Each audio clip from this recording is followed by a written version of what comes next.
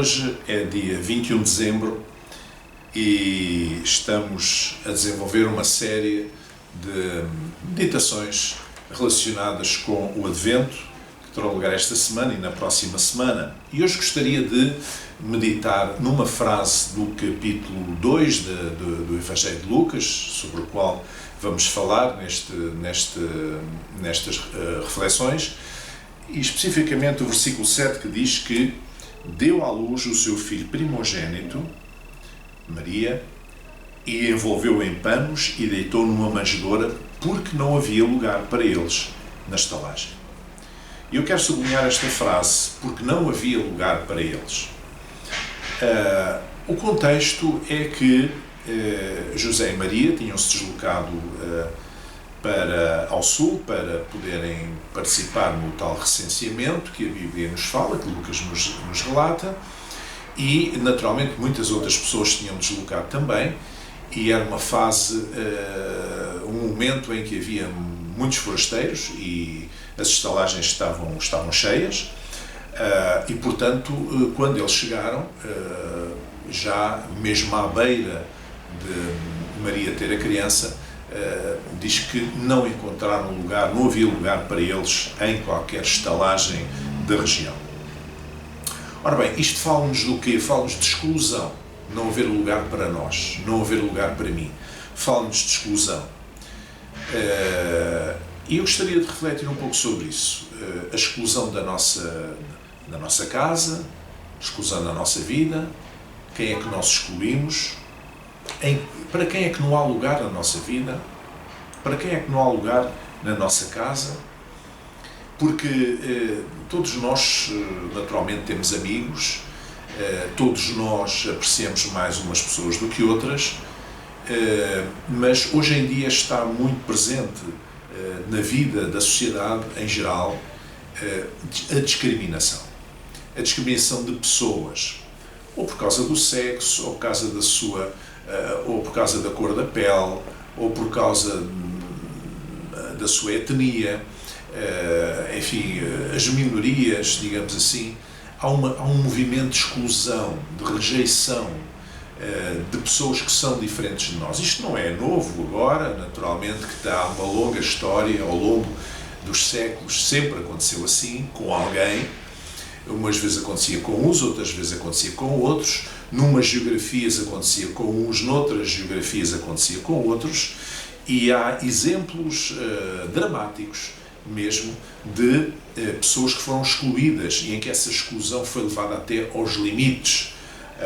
Estou-me a lembrar, por exemplo, da Segunda Guerra Mundial, do nazismo, do Holocausto, enfim, ou dos gulags soviéticos.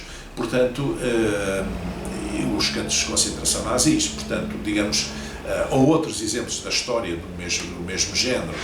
E, portanto, em que as pessoas que eram excluídas, as pessoas que eram consideradas como não tendo os mesmos direitos, como sendo pessoas diferentes, como sendo pessoas inferiores, como sendo pessoas indignas, eram colocadas em situações, digamos, de discriminação e por vezes até perseguidas e levadas à morte. É verdade, poder-me dizer, bom, mas as pessoas não sabiam que, ao dizer a José Maria e Maria que não havia lugar para eles, elas não sabiam que Maria estava prestes a dar à luz o Salvador do mundo. Se calhar, se soubessem alguns, teriam encontrado um cantinho. Pois a questão é mesmo essa. Quando temos boa vontade, nós encontramos sempre um cantinho. Quando nós temos boa vontade, encontramos sempre um espaço para mais alguém. Por muito diferente de nós que seja, por muito estranho que seja, nós encontramos na nossa vida algum espaço para acolher alguém. Esta ideia de levantar muros, de levantar barreiras, para travar pessoas, é uma ideia, a xenofobia, o racismo, a discriminação de pessoas, pelas razões que eu já citei, ou por outras, é qualquer coisa que é profundamente diabólico, é profundamente contrário aos princípios da fé cristã. Nós somos chamados para acolher, não é? E não para rejeitar.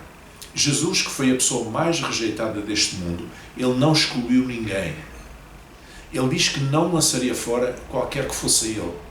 Portanto, ele declarou isto. Ele, sendo o homem mais rejeitado deste mundo, rejeitado pelo seu povo, rejeitado pelos seres humanos, ele é aquele que mais acolhe, que nos dá o sinal e o exemplo e a lição do acolhimento. E a pergunta que eu quero colocar, incómoda talvez um pouco, hoje é esta: quem é que nós estamos a escolher da nossa vida? Para quem é que não há lugar na nossa vida? Tal como não houve, os talajadeiros não tiveram lugar para José e Maria.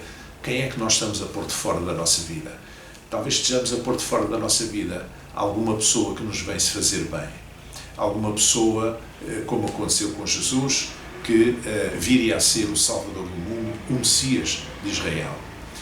E é curioso e dramático ao mesmo tempo que em Israel, quando há tantos séculos os profetas falavam, previam a chegada do Messias, que viria restaurar Israel,